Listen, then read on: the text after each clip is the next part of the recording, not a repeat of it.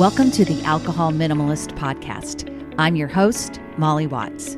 If you want to change your drinking habits and create a peaceful relationship with alcohol, you're in the right place. This podcast explores the strategies I use to overcome a lifetime of family alcohol abuse, more than 30 years of anxiety and worry about my own drinking, and what felt like an unbreakable daily drinking habit. Becoming an alcohol minimalist means removing excess alcohol from your life so it doesn't remove you from life. It means being able to take alcohol or leave it without feeling deprived.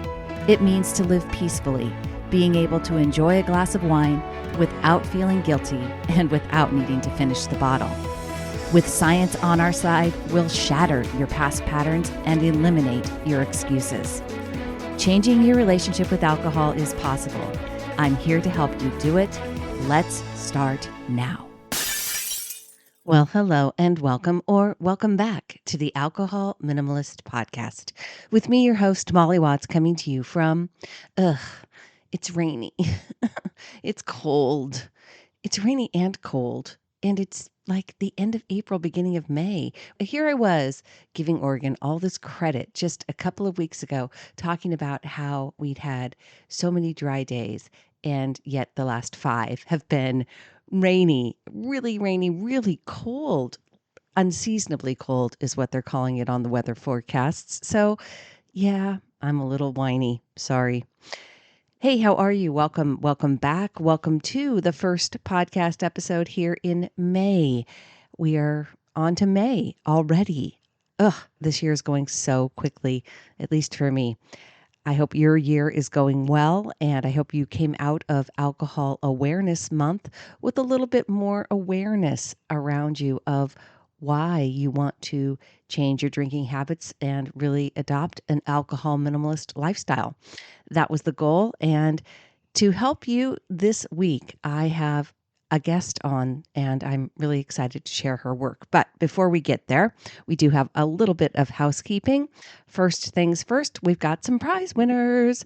Every other week here on the show, I announce some prize winners to be entered into a drawing for some alcohol minimalist swag. All you've got to do is leave a review of this podcast or a review of my book, Breaking the Bottle Legacy: How to Change Your Drinking Habits and Create a Peaceful Relationship with Alcohol, wherever you listen to the podcast or wherever you've picked up the book. I will find you, add you in. There are 2 separate prize drawings. The first is my chosen prize drawing, and that one I just pick a review that I literally choose. And then the other is random. So the random prize drawing means you can leave anything, and that includes comments on Spotify, comments on YouTube. They all count. And today's chosen winner actually left some comments on Spotify on an episode. And so if you are Sarah, who left comments on a alcohol awareness episode from April, she said, "Hey Molly, loved this episode. You shine a light onto the subtler, more elusive after effects of an evening drink. Let's reclaim our power, our mental health, and our time. Thank you for sharing." Sarah, you're so very welcome, and thanks for taking the time to leave some comments on Spotify. You are my chosen prize winner today, so all you got to do is email me, molly@mollywatts.com, and I will send you out some alcohol minimalist swag.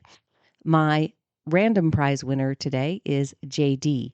JD left a review of Breaking the Bottle Legacy back on Amazon, and it says, "Excellent resource and practical approach." That's what JD wrote. I'm not going to go into the whole review because this was my random prize drawing.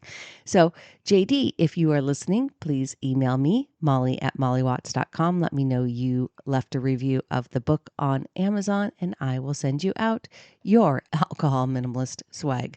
This guest, I'm very excited to have her on the show. It was a really interesting and informative interview for me, and I enjoyed the book that I am sharing, that I read, and I got a lot out of it.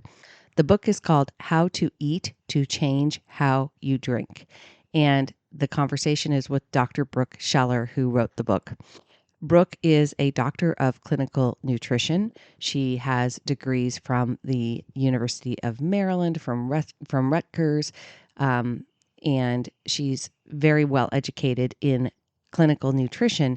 And this book really came out of her own journey after deciding to remove alcohol from her life. And it's very science forward, which, of course, I appreciate. It also it isn't just all black and white. Yes, her program is functional sobriety, so she does support an alcohol-free lifestyle. That's her choice, her goals, but the work talks all about how what she's doing and what she's written about is supportive for people who are just trying to reduce their drinking as well. And there's just so much to learn, right? We cannot ever discount the science when it comes to alcohol. We have to be aware of it. We have to be aware of the fact, as I say all the time, the safest amount for alcohol is 0. And if you're going to include it in your life, you want to do that in a minimal way. You want to understand why you're doing it. And there may be some things that are at play nutritionally that are helpful to offset cravings, to counteract the cravings may not even be coming from your mindset of wanting alcohol. There may be some physiological things happening in your body, and this book helps. This book that has some tips on that as well. Again, a very holistic approach, and I really appreciated that. I think you are going to get so much out of our conversation. I'm really going to encourage you to read the book as well. Of course, it will be linked in the show notes. Without further ado, here is my conversation with Dr. Brooke Scheller.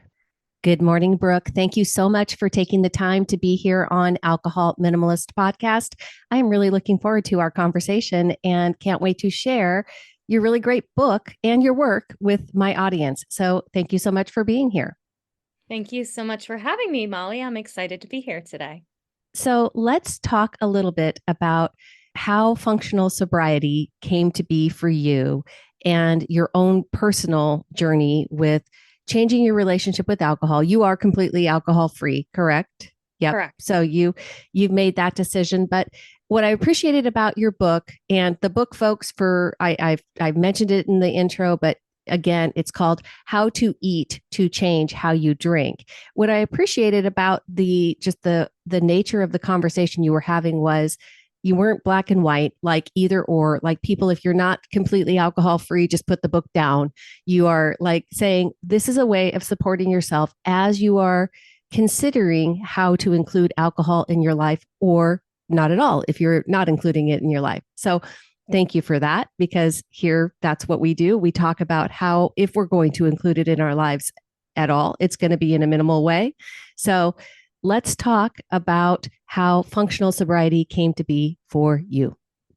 Yeah, well, thank you so much for that question, Molly. And you're right. It was important for me when I started working on the book to make sure that this wasn't like an either or conversation, that it wasn't just specifically for people who are sober or want to be sober, but for really anyone who's starting to question their relationship with alcohol. And I think it's a little bit unique in that way, in that some of the Quit Lit books are very much directed toward people who are exclusively sober. And from my experience as a healthcare professional, there's a lot of people that need support in changing alcohol behaviors. And even in my own experience as being someone who was really interested in health and wellness, really interested in nutrition, had several degrees in the space, I probably never would have picked up a book that was about 100% sobriety, but I would have maybe picked up this book, which would have started maybe shifting how I felt about alcohol and had me thinking about it in a different way. Totally. And so Preaching to the choir here. yeah, That's exactly what we want to talk about. I really wanted to create something that helped people learn more so that they could make a more informed decision, and really to bring in some of these health areas. And this is where kind of functional sobriety ties in here. Is functional sobriety is really, the way I define it, is it's a nutrition or functional medicine based approach to an alcohol-free or less alcohol lifestyle. Right. It's really about looking at root cause of why we might be craving alcohol, root cause of stress, root cause of maybe mental health imbalances that are contributing to why we might pick up alcohol. And it's really about looking at these other areas that we don't talk about so much when it comes to the health effects of alcohol. So there's a lot of this conversation around new research that shows that it is harmful for cardiovascular health, Hmm. or things that we don't argue, like alcohol is a carcinogen and can lead to cancer, right? But those things oftentimes are a little bit further out. It's not necessarily an immediate impact.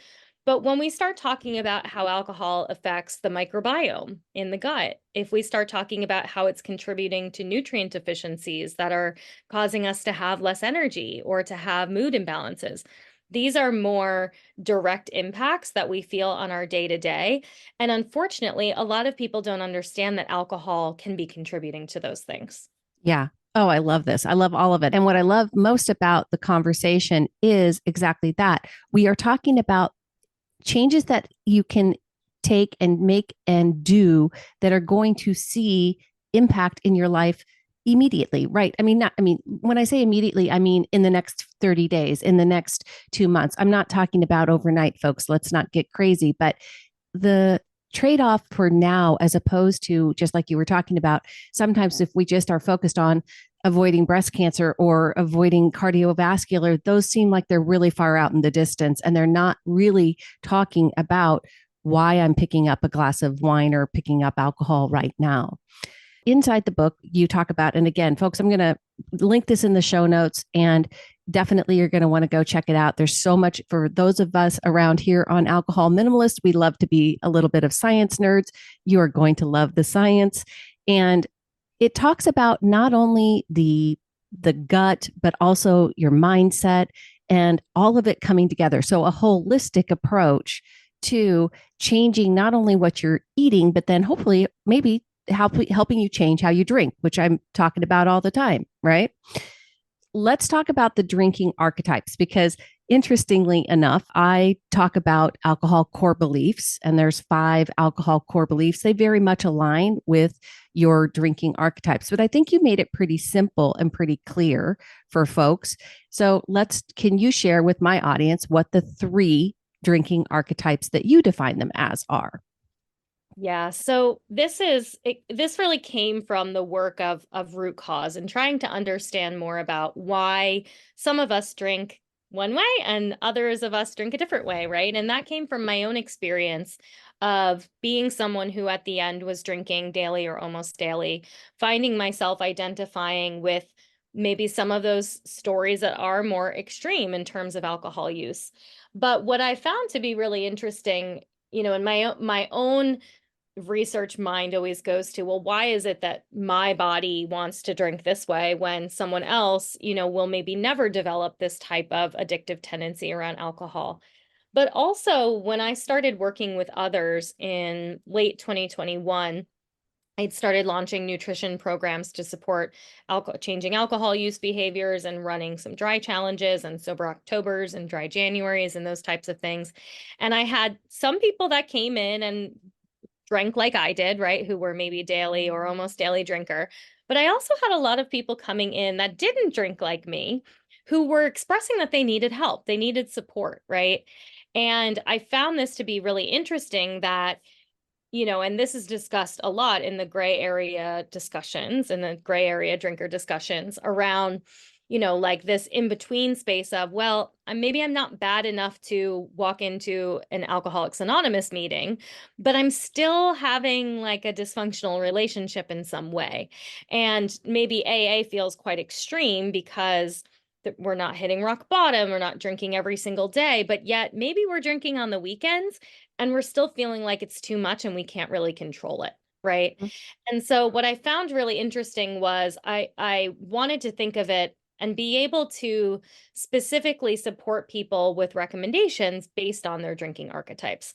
So really there's a fourth drinking archetype that we don't Yep. really talk much about, which is this what I call the nonchalant drinker. And this is someone who I don't talk too much about because it's that person that kind of intrigues all of us who have ever drank a lot. And it's the person who orders the glass of wine and leaves half of it on the table and has really no desire around alcohol, drinks very minimally, and is someone very unlikely to develop an alcohol use disorder. Mm-hmm. But the three main archetypes that I talk about are the social drinker, the stress drinker, and the habitual drinker. The social drinker, just like it sounds, someone who's drinking mostly in those social situations. It might just be only on the weekends, it might be just a few times per month, but oftentimes they feel like when they start, they can't stop, right? They think they might go and have one drink, they end up having five. And these are the people that are maybe expressing a little bit more of that, I want to cut back, but I'm not drinking every single day, so I can't really truly have a quote unquote problem. Mm-hmm. The second archetype is the stress drinker. And this, again, just like it sounds, is someone who's drinking mostly out of stress. They're drinking at the end of a long workday. They're drinking when they're triggered in certain stress situations. And these are someone who maybe need a little bit more support in terms of stress management and how we can support them in managing cortisol levels, how we can kind of provide them with additional support for minimizing their stress. And then lastly is the habitual drinker. And this is someone who's more in alignment with what we would call an alcohol use disorder. This is someone who has maybe more of a chemical dependency, is potentially then drinking daily or almost daily. And so this is someone who might need a little bit more support, not only from a nutritional standpoint in terms of recovery, but also potentially needs to seek out some additional support in making sure they're safely coming off of alcohol as well. Okay. Because I was a habit drinker like that, I considered myself a habit drinker, and I also didn't identify as anybody with a physical dependence because I was not drinking excessive, like it was 2 to 3 drinks, 3 to 4 drinks sometimes. But, the physical dependence, I didn't have any withdrawal symptoms. I never had that, but definitely a habitual pattern. And one of the things that I talk about is just the unconscious desire and things that are driving the unconscious desire. And what they come back to is really what you're talking about. Alcohol, where I come from, is the alcohol core beliefs. Like alcohol helps me. I had a very strong belief that I needed to drink to help me to relax and unwind, right? Which fueled the habit because it was this idea. And when I never challenged that because I didn't understand the science, and I actually didn't understand how I was creating my own habitual cycle of neurochemistry being, out of balance, and didn't understand how that daily drinking was doing it. So I love this though. And I love the fact that you separate out in your book, you talk about different nutritional support for these types of drinkers because they do tend to have different symptoms in their bodies based on inflammation and gut biome. So let's talk a little bit about gut biome, because this is a big deal in functional medicine space, period, and the gut brain axis. And so it's got to be a big deal, right, for changing our relationship with alcohol, because they're connected, the gut and the brain. Yeah, and I love this discussion. There's an entire chapter on the gut in the book for those of you listening and are interested in learning more about the gut. You've heard a little bit about it. Maybe you're an expert in this. There's actually a new documentary on Netflix about the gut I haven't watched quite yet. But it's a big topic in the health and wellness space, and Yep. has been for the past 10 years or so, because what we know is that the gut microbiome plays a really big role in our entire body's health, not just digestion, right? And that's where a little bit of the misnomer comes in around the gut. Is it's not just about digestion, but our gut health affects our brain, as you mentioned, Molly, through communication pathways between the two. But our gut microbiome also affects things like our skin. It affects our mood. It affects inflammation throughout the body. It affects cardiovascular health. It affects allergies, if you experience seasonal allergies or food allergies. It affects the immune system, right? So really, it's been linked to just about everything in the Yep. body. And it's an important part of the discussion. And most of what people know or have heard about the gut microbiome is probably around probiotics, to take a probiotic because it helps with putting in more of the good bacteria in the gut. And what's really interesting about alcohol is that we don't talk much about how alcohol affects the gut microbiome, but we're talking a lot about the gut microbiome in the world today, right? And it's very interesting because when we think about, there's kind of three main ways that alcohol affects the gut and the digestive tract in general. The first is that it affects our stomach and our upper part of the digestive system. Very common to experience heartburn or reflux or upper digestive issues if you're a regular alcohol user. Part of that has to do with the way that alcohol affects the lining of the stomach. It's mostly absorbed in the stomach, so it will compete for absorption with a lot of our nutrients.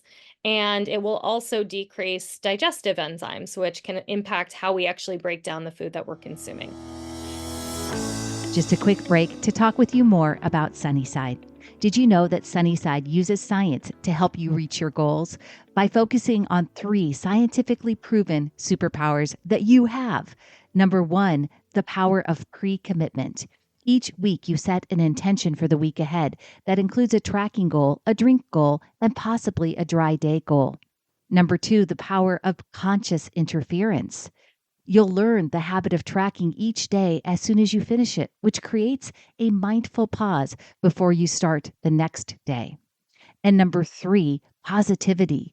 We know that this is a big step that can be tough at times, right? And that's why Sunnyside offers coaching through SMS and email to give you support, advice, and motivation. You can check out a free 15-day trial at www.sunnyside.co/Molly. That's www.sunnyside.co/Molly. Kind of the second part of it is that alcohol affects this gut microbiome. So again, our gut has both good and bad bacteria inside of it. Good bacteria is often referred to as these probiotics. Well, alcohol has been shown to decrease probiotic bacteria, so lower that good bacteria, and create overgrowth of some of this more harmful bacteria. And if we think about hand sanitizer, right? Hand sanitizer is made up of alcohol, right? Well, what is it doing? It's killing bacteria. Right. So when we drink it, that action is also happening within our digestive system. And then lastly, when it comes to the gut and digestion, is the lining of the intestinal tract. So people sometimes have heard of leaky gut or intestinal permeability. And basically, this is when the lining of the gut can start to break down and literally become leaky. And there are a few things that can contribute to this breakdown of the gut lining. Things like certain medications can break down the gut lining. If there is an imbalance in the gut, that can contribute to breakdown. But one of the biggest risk factors for increasing intestinal permeability is actually alcohol. It is very disruptive to the lining of the gut. And this breakdown is associated with things like the development of autoimmune diseases, with the development of allergies or food sensitivities, other types of immune issues, and can create a whole slew of issues later on in life. And so there's really a lot of different ways that the gut is affected. And if you are someone who has tried supporting your gut health, or you've tried taking probiotics and things like that, and you're still drinking, alcohol is really going to make it difficult for you to improve gut health. And so that's kind of one of the cruxes of this is I have clients that come to me sometimes who've been working on their gut for years and have not made progress because alcohol has been a really big part of their lifestyle as well. Yeah. And I loved that in this chapter. And again, really great chapter, really great, information in here, folks. The tie back to these 3 drinking archetypes.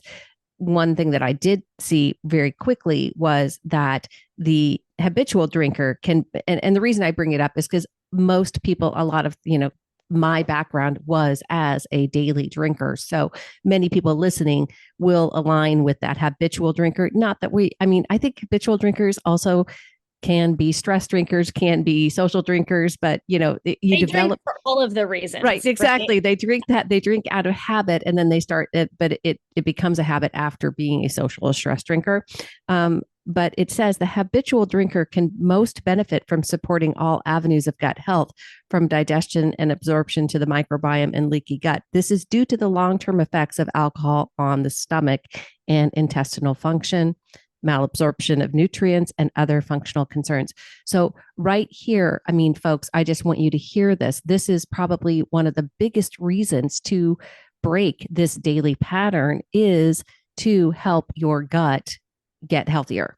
And the gut health is, as Brooke shared, it's incredibly important, not just for your digestion, but for every piece of your overall holistic health. So, and again, there's information in this chapter on different things that you want to remember. Let's talk a little bit about, I mean, I know in your information, you talk about supplements, and let's talk about your most important supplements for people, because taking care of your gut, you mentioned probiotics, and I know that probiotics is something that you recommend for pretty much everybody as support for for just the baseline. Let's talk about the three.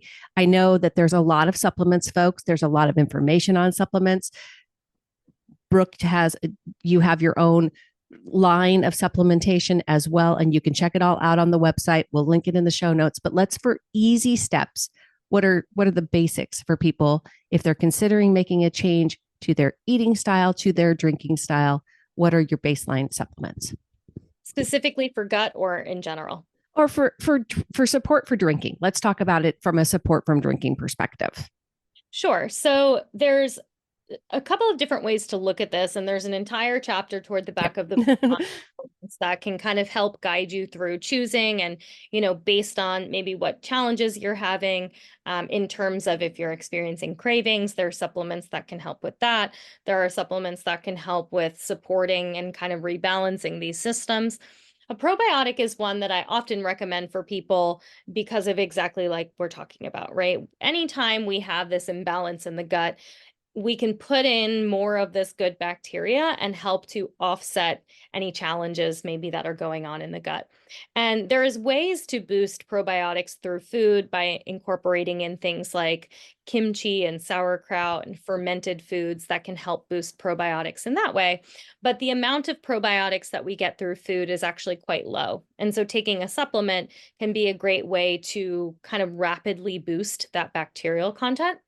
But it's important to note that there are people who don't fare well when they start taking probiotics, and that can be due to if there is more of an extreme imbalance or dysbiosis going on. And sometimes it's worse in probiotics that contain prebiotics. Prebiotics are the fiber that help to feed the probiotics. And they're helpful because we want the food for the probiotics. But if we have a lot of overgrowth of bacteria, it can actually make symptoms worse. So if you're listening and you've tried a probiotic and you've felt worse taking it, maybe it's created more bloating or gas or discomfort, that tells me that we may need to try a different probiotic. If you're really struggling with digestive issues, that might warrant you seeing a practitioner who is informed on gut health, who can run a stool test for you to see what that imbalance is. And I work with clients on this a lot because sometimes that overgrowth or that dysbiosis is quite significant, and we actually have to use herbs and things to rebalance. But you can simply add in a probiotic and see how you feel, see if it helps. So that is kind of one of my core recommendations. One that I put most people on in terms of recovery or coming down off of alcohol is a B vitamin complex. And that is because our B vitamins are one of the categories of vitamins that are significantly affected when we drink. And the B vitamins, including things like folate and vitamin B12 and vitamin B3, these are not only critical for energy, physical energy, so feeling good, waking up and feeling good, but also mood. A lot of people don't realize how important the B vitamins are for the production of serotonin and dopamine, our brain's feel-good hormones. And so we need more of these B vitamins, not only because we're losing them when we're drinking, but when a lot of times we're not eating enough of them, right? So even someone who's not a heavy drinker, I usually suggest a B complex. I always recommend something called an active B complex. It's just ensures that you're getting a form of the vitamins that are a little bit more easy to absorb. I talk more about that in the book as well. And just to kind of give you a third category of supplements that I'm often sharing about is amino acids. Amino acids can be used really strategically to help support brain function. I utilize things like L-theanine, which can be really good for supporting or minimizing anxiety, really good for kind of taking the edge off that kind of end of day, if you need that de-stress or unwind. Also, L-glutamine is another favorite of mine, which I actually use for minimizing cravings for alcohol and also sugar, which is the secondary one that pops up once we eliminate alcohol. So as you can see, supplements can be used really strategically, but also kind of depends on the support and the goals that you have. I love that. And I remember in the book, you're really quick to say, like, if you are, do you need to be sugar free? The answer is no. If sugar's helping, like we'll tackle the sugar after you change the relationship with alcohol. So I appreciate that you're not trying to steal away all the good things, or not the good things. Alcohol's not necessarily the good thing, but steal away all the alcohol, steal away all the sugar immediately too. So well, and here's the thing about that is I talk a lot, as you know, Molly, about blood sugar. yeah. And blood sugar is part of the reason why we end up with really intense sugar cravings when we quit drinking alcohol. The other piece that is more often spoken about is the way that sugar and alcohol both affect Right. dopamine. But here's the thing. The other piece of it is that when we are regularly drinking alcohol, we are affecting how our body releases our hormones that manage blood sugar, things like glucagon and insulin. And so this can kind of have a carryover effect even after we quit drinking, that we have difficulty with regulating blood sugar. And more likely, we fall into low blood sugar more often. And this is the feeling that most people get when they can relate to feeling hangry, right? Mm-hmm. Hangry is when we're angry, we're irritable, we haven't had something to eat in a long time. And that manifestation usually causes a craving for sugar or carbohydrates. But in people who also have a drinking history, it can manifest as a craving for alcohol. So we really want to avoid getting into a state of low blood sugar. And so this is where I talk often about making sure you're getting enough protein throughout the day, Mm-hmm. having evenly spaced meals every 3 to 4 hours, not going long periods of time without eating, because that can create a concern when it comes to not only the sugar cravings, but also the alcohol cravings. And the last piece I'll point out about that is people who struggle, especially at that 5 o'clock, the witching hour, 4, 5, 6, whenever it shows up for you. Oftentimes that is a low blood sugar state that you're feeling. You either haven't eaten since lunch several hours before, or maybe you had an afternoon snack that was high in sugar, high in carbs.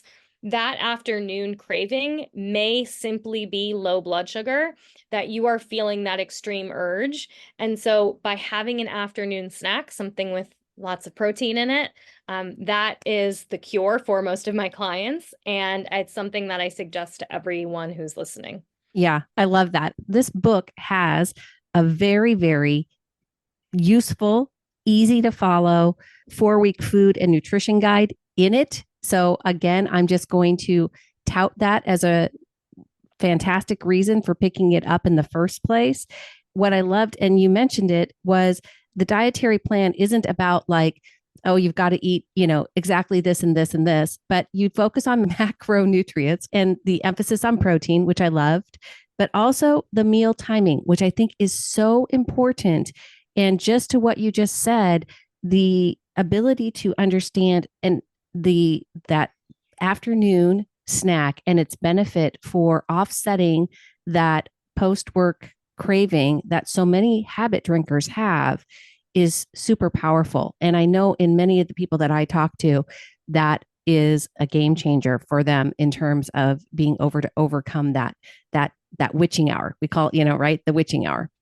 And it seems so simple, right? Like it's like, oh, well, yeah, everyone says have an afternoon snack. And, maybe you are having an afternoon snack and you don't think it's working. Well, you want to make sure that you're having a significant amount of food at that time, right? Sometimes people are like thinking we're getting a snack and they're just picking up a little cheese handful of almonds and they're like, okay, yeah. That's a quote unquote snack.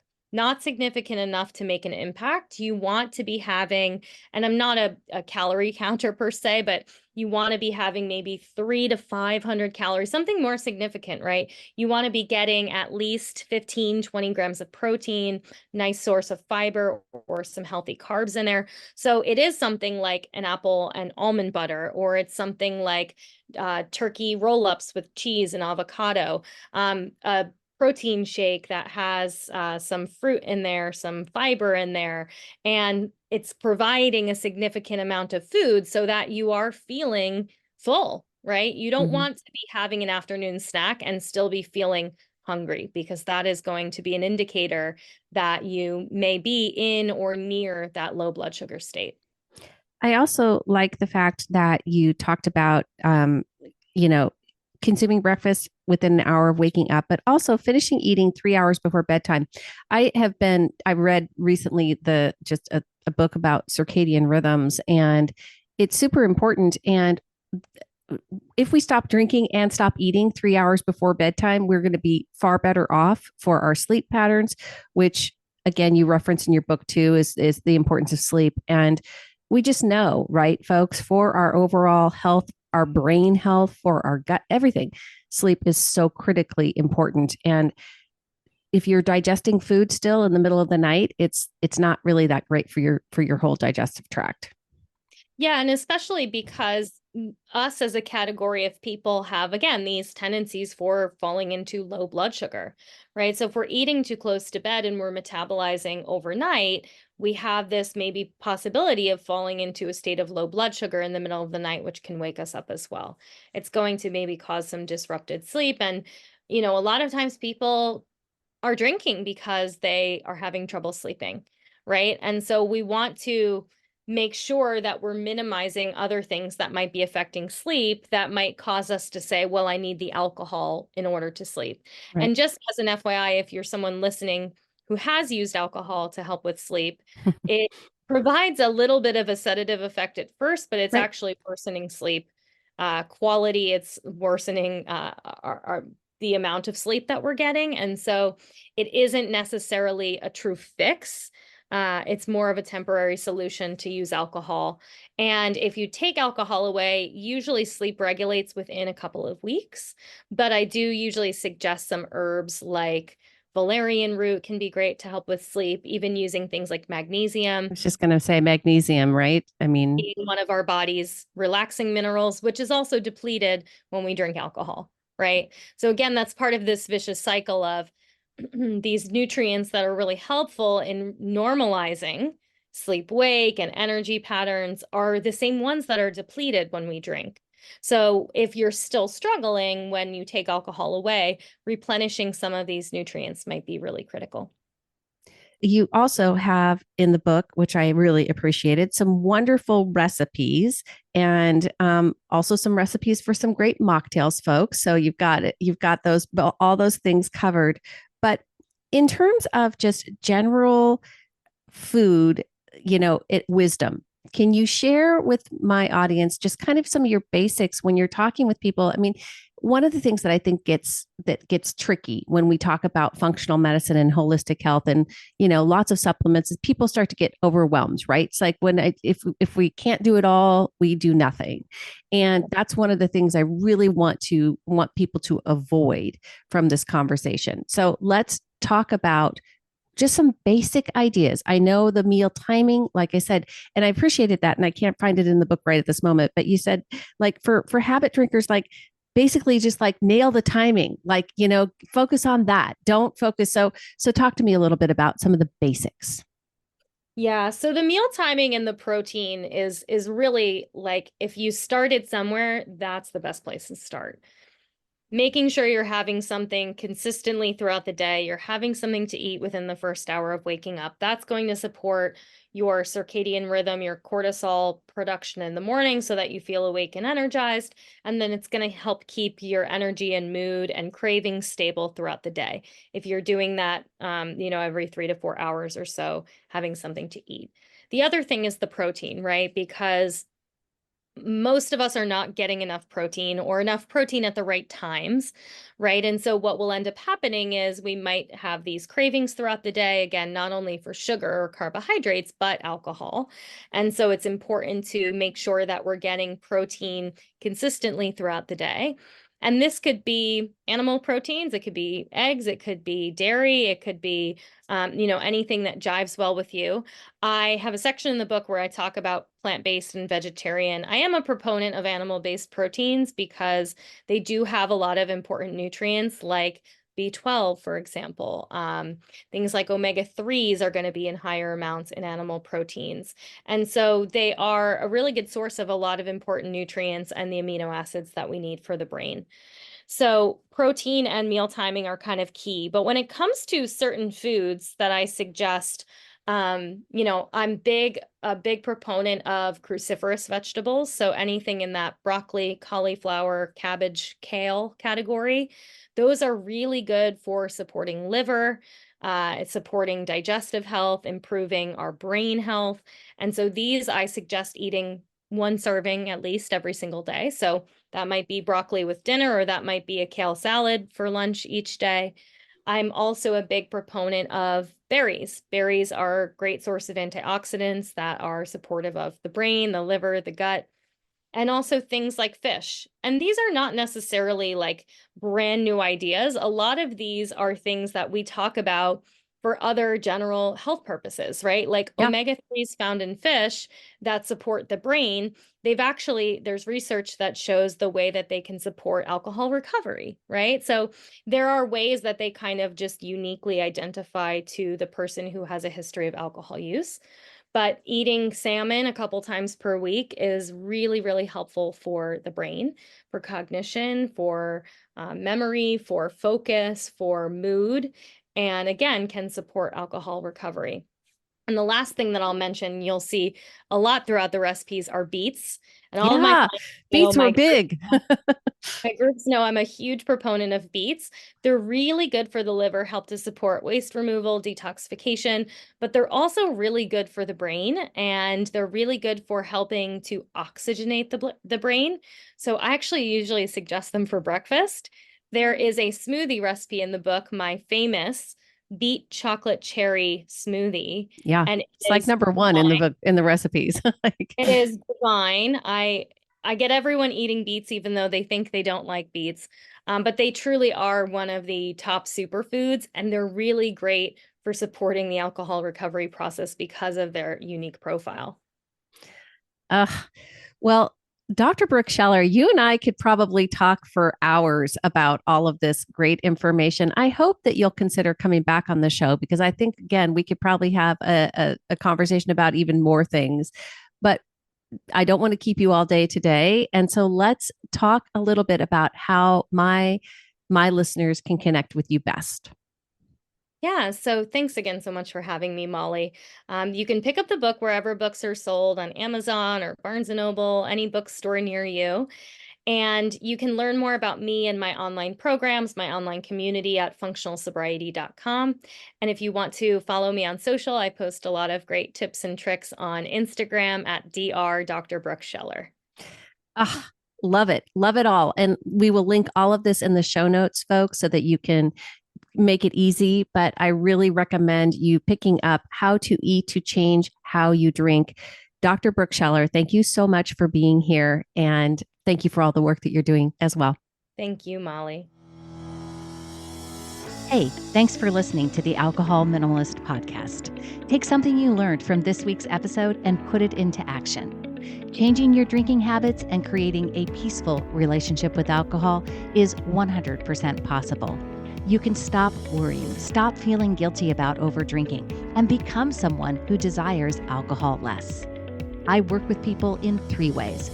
You can learn about them over at www.mollywatts.com/workwithme. Or better yet, reach out to me directly. It's molly@mollywatts.com. We'll jump on a call and discuss what's best for you. This podcast is really just the beginning of our conversation. Let's keep it going.